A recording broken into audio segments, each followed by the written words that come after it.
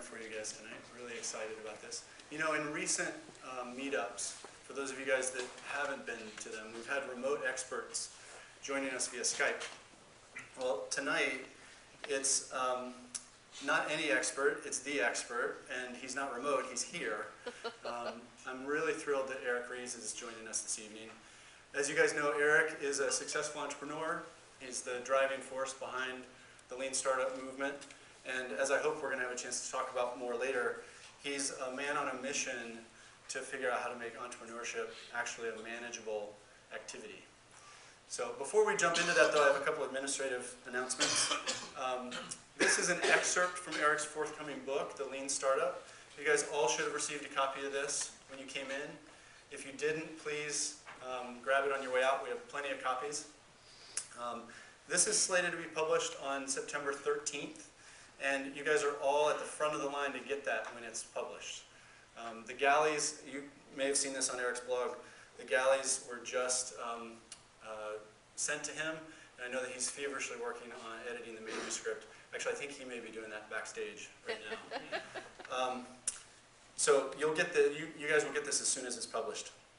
Second, the program for the evening, Eric's going to start by giving some brief introductory comments, and then I'm going to interview Eric on stage here.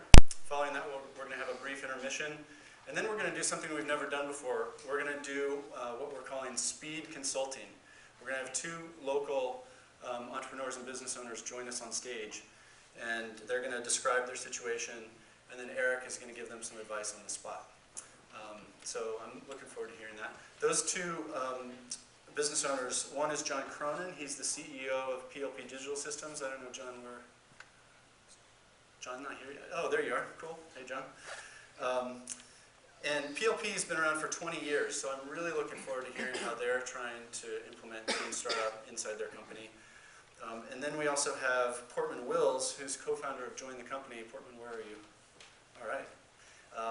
And he's leading the product development for their product called PlayPass.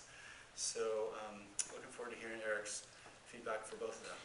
The last announcement is the hashtag, LeanDC, for those of you guys that are following the conversation on Twitter. LeanDC is the hashtag. So with that, let's welcome Eric.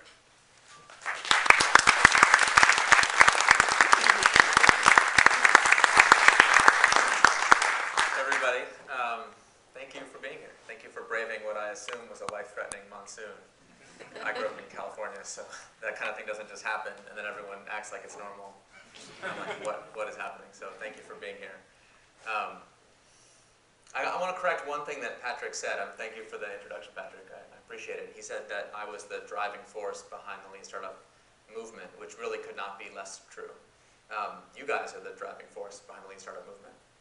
You got to understand, when I started writing about this, it was just a blog. It was just an idea. It was just a, hey, let's see what would happen if we started to think about this. And it didn't become a movement through anything I did. It became a movement because entrepreneurs around the world, even in crazy places like DC, started to take the ideas seriously and say, well, what would happen if we actually applied them? And then, of course, in the early days, those that you remember, didn't always go according to how it says it should go in the book, and they obviously get emails, well, what about this situation? And what about applying the idea here? And sure, you're in consumer internet, but I'm selling into government. I'm working in government, started to get emails. I'm working in the Pentagon. I got one opportunity to go in there and talk about that. I was like, I don't know the answers to those questions. And together, us and a lot of other people around the world, a lot of other thinkers and bloggers and entrepreneurs have figured that out together. So that is what I find most exciting about this. I guess I benefit because my name's on the cover. So, when the press wants to talk to someone and get comment about Lean Startup, when we do big events, and I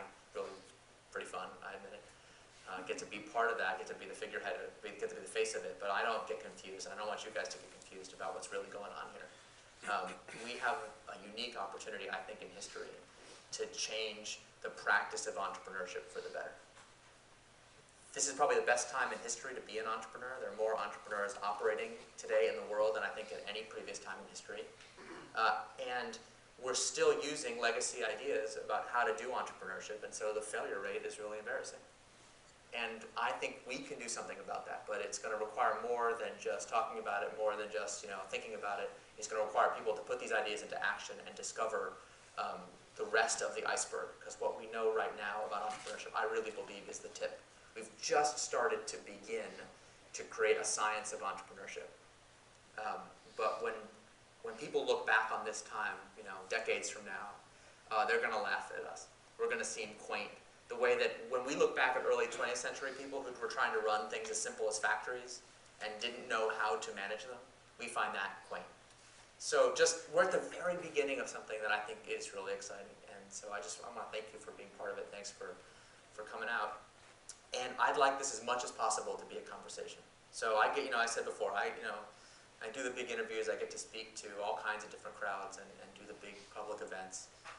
But to me, I already know what I'm going to say.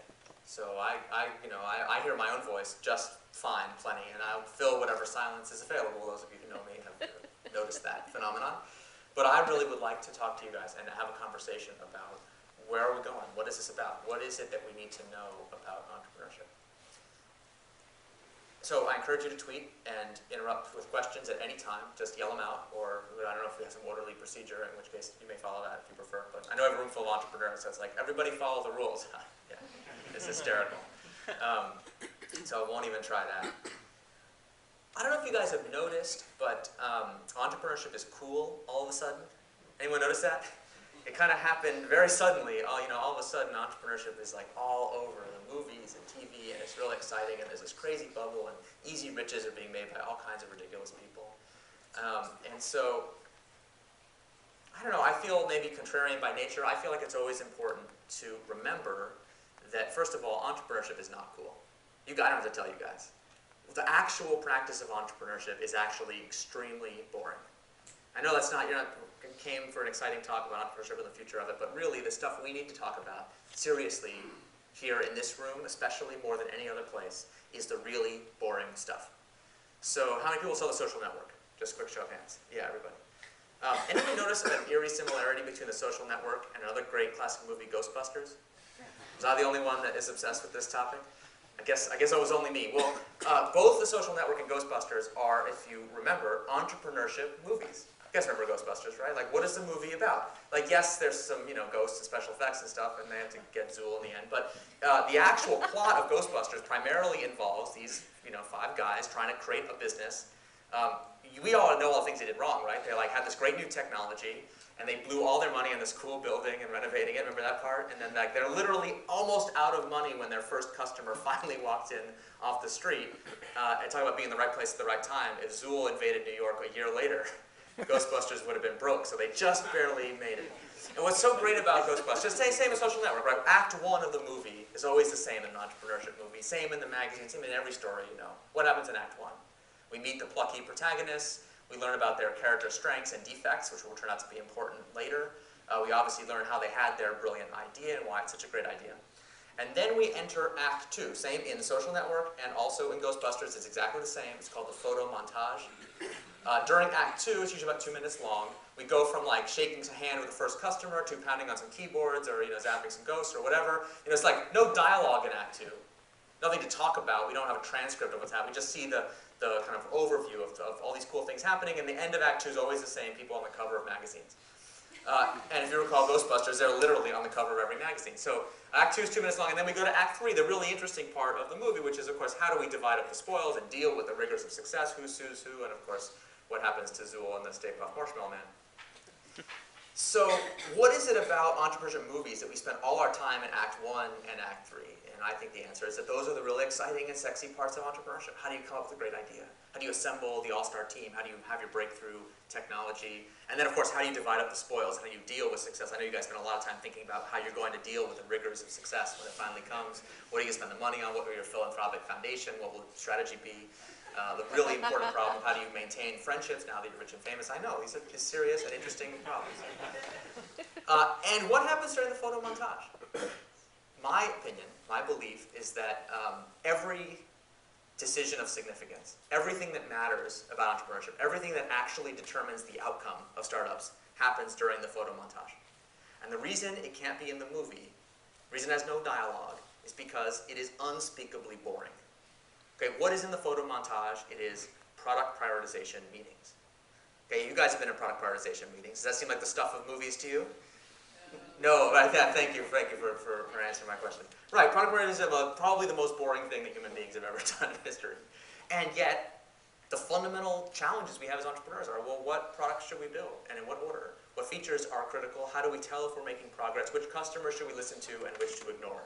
The Ghostbusters, we never see them having to deal with that. We certainly never see social networks. We don't deal with those issues. Those are kind of pushed to the side because they're not very interesting to the outside world. So when entrepreneurship is exciting, like when product prioritization meetings have become exciting and cool, I get worried. I say something's not quite natural about this order of things, and we should be prepared. As they say in Game of Thrones, winter is coming. And so we are in the summer years of entrepreneurship right now, which happen to be in a moment when it's cool and exciting, but winter is coming, and we need to be, as entrepreneurs, prepared for that, because the test of our entrepreneurial revolution, the one that we are living right now, is not how many cool-looking companies can it create during the summer years. That's easy, right? There's easy money being made. There's tons of press eager to write about every new thing. This is as easy as entrepreneurship gets, and since you guys are doing it, you're like, this is the easy? Yeah, it is. It gets a lot harder when people turn skeptical against entrepreneurship, when many of the companies that we thought were great, that seem right now like they're changing the world, actually turn out to be worthless and fail. I've had that experience quite a few times. The question at that moment will be, how many of us have actually put ourselves in a position to have our companies succeed despite the ups and downs of the economy? So when I think about the goal of the Lean Startup movement, I really no longer get excited about saying, hey, let's create the next cool built-to-flip tech company. I'm really thinking about, how do we create the next Toyota? The next company that matters for generations, that can be a leader in the world, making the world a better place decade in, decade out, in good times and in bad. Because the great companies make money in good times and bad. They grow, they prosper, they help customers in all cycles of the economy. And so, in the summer months, it's fun, we're having a good time, it's enjoyable, enjoy it while it lasts, that's great. But I would like us to have a conversation about, what are we going to do when winter comes? What's our plan? And how do we know, when you go to bed at night, how do we know that we're actually creating value and not wasting our time? Because when I was an entrepreneur, that's the question that kept me up late, and I really didn't